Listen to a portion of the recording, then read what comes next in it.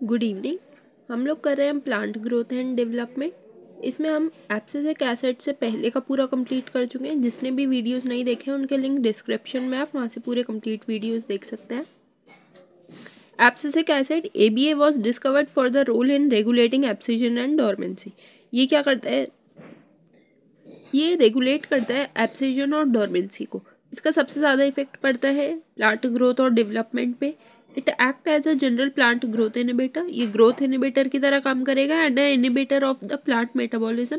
ABA inhibit seed germination and ABA stimulate the closure of the stomata and increase the tolerance of the plant of the various kind of stresses. This is called stress hormone. ये क्या करता है? ये जो stomata होता है ना, उसको बंद करने का काम करता है। अगर ये स्टोमेटा क्लोज हो जाएगा तो क्या होगा कि ट्रांसपिरेशन कम हो जाएगा। ट्रांसपिरेशन कम हो जाएगा तो क्या, जब अनफेवरेबल कंडीशन होगी, स्ट्रेस वाली कंडीशन होगी, तो उस टाइम पे क्या होगा कि ये प्लांट सेफ रहते हैं। उसमें क्या होगा, स्टोमेटा क्लोज हो गया, ट्रांसपिरेशन क्लोज हो गया। ट्रांसपिरेशन मतलब बहुत डिक्रीज हो जाएगा, और इनको हम एंटी ट्रांसपेरेंट्स भी बोलते हैं ये, और इसलिए इसका नाम स्ट्रेस हार्मोन होता है। ये कि स्ट्रेस के वो रेजिस्ट स्ट्रेस, मतलब ये स्ट्रेस के, जब स्ट्रेस वाली कंडीशन होती है उस टाइम पे काम करता है। और ABA play a important role in seed development, maturation and dormancy. ये क्या करता है? ये सेंसेस को प्रमोट करता है। बाकी सारे क्या कर रहे थे? वो डिले कर रहे थे। ये प्रमोट करता है by inducing dormancy and ABA help seeds to withstand desiccation and other factors unfavorable for growth. In most situations, ABA act as a antagonist to GAs. ABA जो होता है ना, वो एंटागोनिस्ट की तरह काम करता है GA के साथ, गिबरेलिक एसिड्स के साथ। अब इसमें सारे, अभी ये शॉर्ट में सबसे ज़्यादा पहले क्या है कि ये सेंसेंस को प्रमोट करता है, ठीक है। एब्सिशन कराता है फ्लावर्स में और फ्रूट्स में। उसके अलावा बर्ड डोरमेंसी या फिर सीड डोरमेंसी होगी। फिर और क्या होता है, ये क्या करता है? स्ट्रेस वाली कंडीशन में स्टोमेटा को क्लोज कर देता है, जिससे ट्रांसपिरेशन डिक्रीज हो जाता है। ये रेगुलेट करता है एब्सिशन और डोरमेंसी को। उसके अलावा इसको स्ट्रेस हार्मोन भी कहते हैं, और इसका डेवलपमेंट में, मैच्योरेशन में, डोरमेंसी में, इन सब में इंपॉर्टेंट रोल है। और ये एंटागोनिस्ट की तरह काम करते हैं GA के साथ। अब ये सारे के सारे हमने डिटेल में पढ़ लिए कि सारे के सारे PGRs होते क्या है। इनका कुछ होगा रोल कॉम्प्लीमेंट्री भी है, कुछ होगा एंटागोनिस्ट भी है। जितने भी PGR है, कुछ कॉम्प्लीमेंट्री है, कुछ एंटागोनिस्ट है।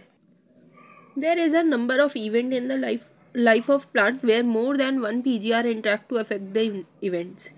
जब एक से ज़्यादा PGR काम करते हैं। And example of dormancy in seeds, birds, abscission, senescence, apical dominance etcetera. अब ये क्या होता है? Role of the PGR is only one kind of intrinsic control along with the genomic control। मतलब इनके जीन पे डिपेंड करेगा और इनके इंटरनल हैबिटेट पे डिपेंड करेगा। और उसके बाद में एक्सटर्नल रोल्स भी होते हैं इसमें। Extrinsic factor, they important role in plant growth and development. Many extrinsic factors such as temperature, light, और extrinsic external factors क्या होगा? जैसे कि temperature हो गया, light हो गया, control plant growth and development. And some such events could be vernalization, flowering, dormancy, seed germination, plant movement, etc. Vernalization हम पूरा, अभी इसके बाद में एक टॉपिक आएगा, उस पर हम पढ़ेंगे कि वो क्या होता है। ये सारे के सारे जो भी चीज़ें, ये प्लांट ग्रोथ डेवलपमेंट में एक्सट्रिंसिक फैक्टर भी उतने ही इक्वली इंपॉर्टेंट होते हैं और वैसे रोल प्ले करते हैं। अब role of the light and temperature, both of them extrinsic on initiation of flowering. जो एक्सटर्नल फैक्टर्स है, लाइट और टेम्परेचर, इन दोनों का इफेक्ट पड़ता है इनिशिएशन ऑफ फ्लावरिंग पे। अब इसके बाद आता है फोटो पीरियोडिज्म।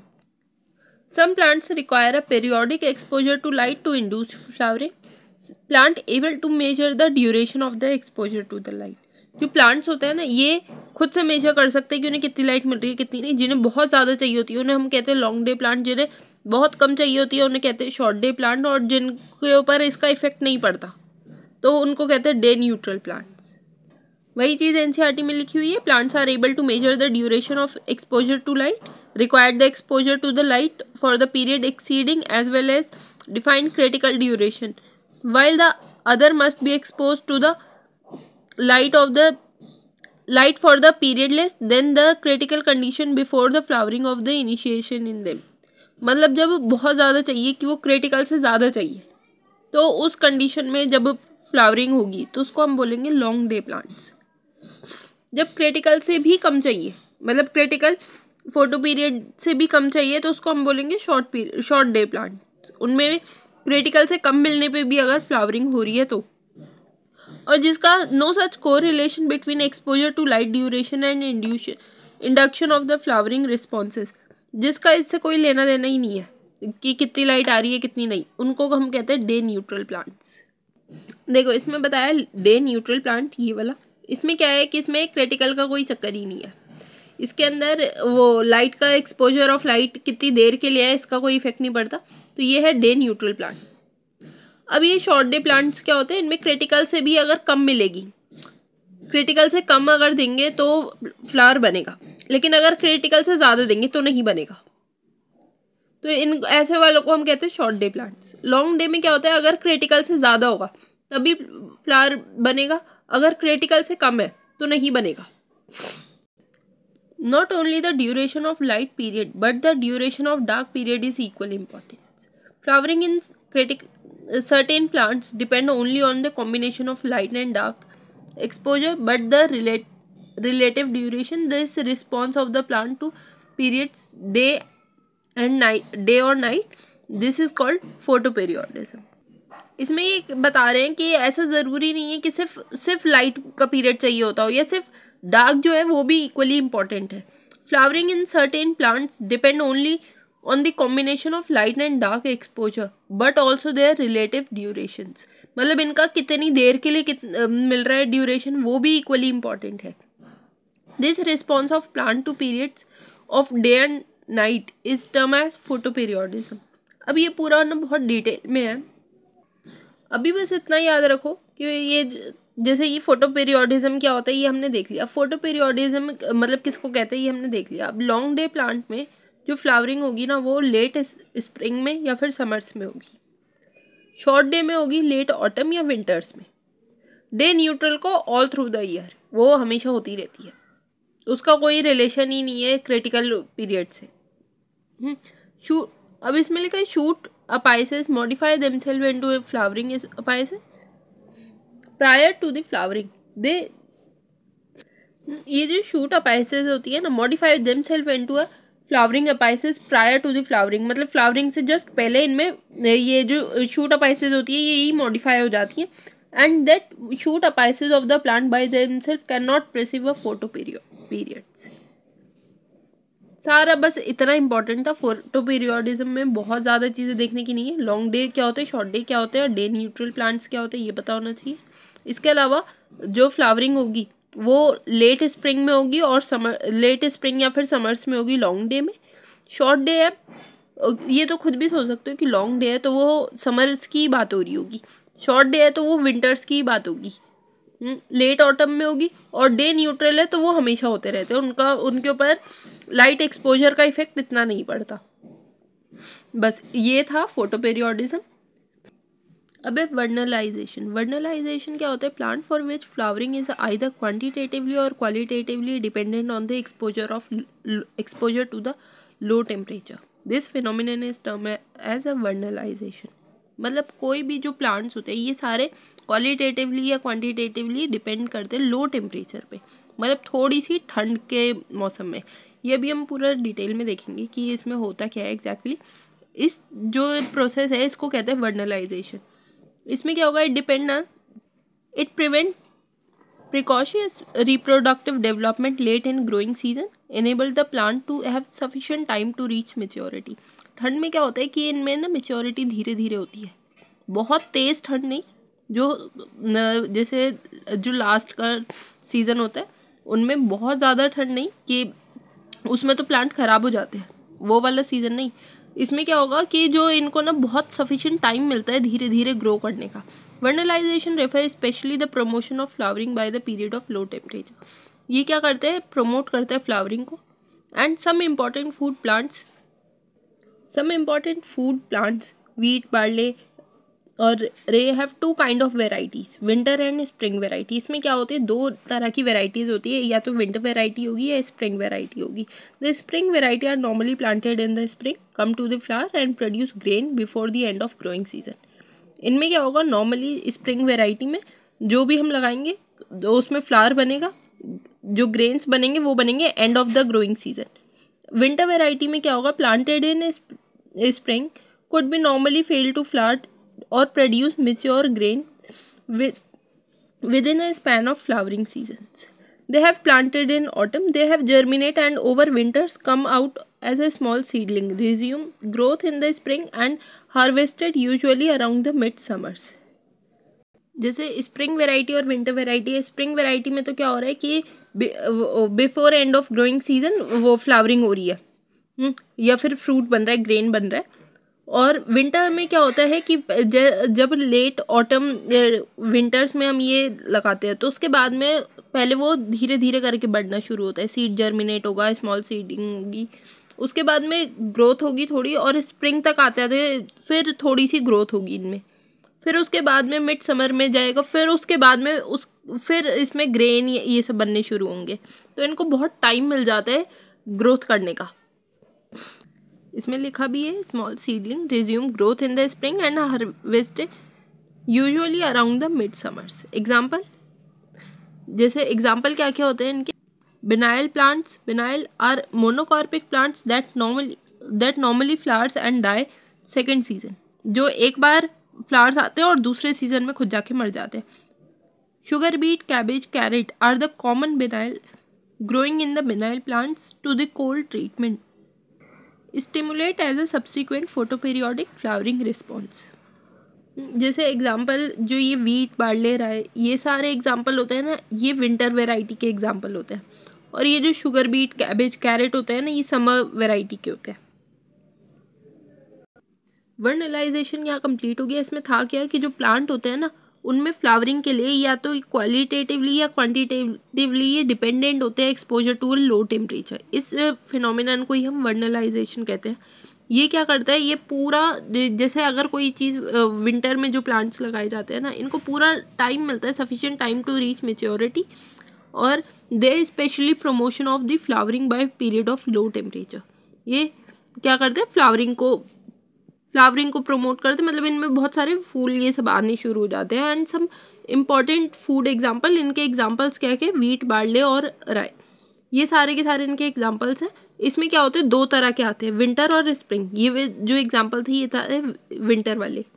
स्प्रिंग वेराइटी जो होती है ना, उसमें तो नॉर्मली क्या होगा कि स्प्रिंग में जो लगाएंगे वो सारा before the end of growing season mid April तक उसमें फ्लावर्स और फ्रूट्स आ जाएंगे। विंटर में क्या होगा, जो हम लगाएंगे वो लेट ऑटम सीजन में लगाएंगे, जैसे सितंबर अक्टूबर में।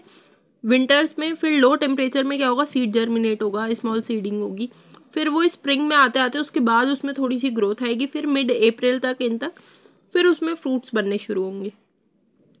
तो ये दो इसमें टाइप्स थे। और इसमें विंटर के एग्जाम्पल क्या क्या थे, विंटर के एग्जाम्पल हमने देख लिए, वीट, बार्ले और राय। और स्प्रिंग के थे शुगर बीट, कैबेज और कैरेट। ये यहाँ पे हो गया पूरा वर्नलाइजेशन कंप्लीट। अब इसके बाद हमें स्टार्ट करना है सीड डोरमिनेंसी। सीड डोरमिनेंसी में क्या होता है, सीड डोरमेंसी में there are certain seeds which fail to germinate even external conditions are favourable. मतलब बाहर की कंडीशन फेवरेबल है, कोई परेशानी नहीं है, लेकिन तब भी वो जर्मिनेट नहीं कर पाता। उसका रीज़न जो होता है वो उनका इंटरनल फैक्टर्स होते हैं। A period of dormancy which controlled not only by the external but the under endogenous control or the conditions। उसके जो खुद के इंटरनल फैक्टर्स हैं उनकी वजह से ऐसा होता है। Within the seeds itself, impermeable and hard seed coat, presence of a chemical inhibitor as a abscisic acid, phenolic acid, para-ascorbic acid and immature embryos are some of the reason which cause seed dormancy। ये सारे के सारे क्या करते हैं, seed dormancy कराते। क्या होगा, इम्परमिएबल या हार्ड सीड कोट, मतलब उसके अंदर कोई एक्सचेंज नहीं हो पा रहा, वो बहुत ज़्यादा हार्ड है। और क्या होगा, या तो केमिकल इनहिबिटर्स प्रेजेंट हो जैसे कि abscisic acid, phenolic acid, parascorbic acid, और या फिर इमेच्योर एम्ब्रियो हो। तो ये सारे के सारे सीड डोरमेंसी के रीजंस होते हैं। अब इनसे ओवरकम कैसे किया जा सकता है, ओवरकम इनसे नेचुरल तरीके, नॉट नेचुरल मीन्स या फिर मैन मेड मेजर, इनसे दोनों तरीक़ों से किया जा सकता है। Example, seed coat barrier in some seeds are broken by the mechanical abrasions using knife और सैंड पेपर और विगरस शेकिंग, इनको बहुत ज़्यादा हिलाया जाए इन सब चीज़ों से भी, जैसे और abrasion using knife sandpaper, इन सब चीज़ों की वजह से भी इनका जो ये सीड कोट बैरियर होता है ना, इसको तोड़ा जा सकता है। और उसके बाद और क्या होते हैं, abrasions are caused by a microbial action and passes through the digestive tract of animals. Effect of inhibitory substance can be removed by subjecting the seed to chilling conditions or applying the certain chemicals like gibberellic acid and nitrates. Changing the environment conditions such as light and temperature are the other methods to overcome seed dormancy. जितने भी इसमें methods बताए गए हैं ये सारे ही important है।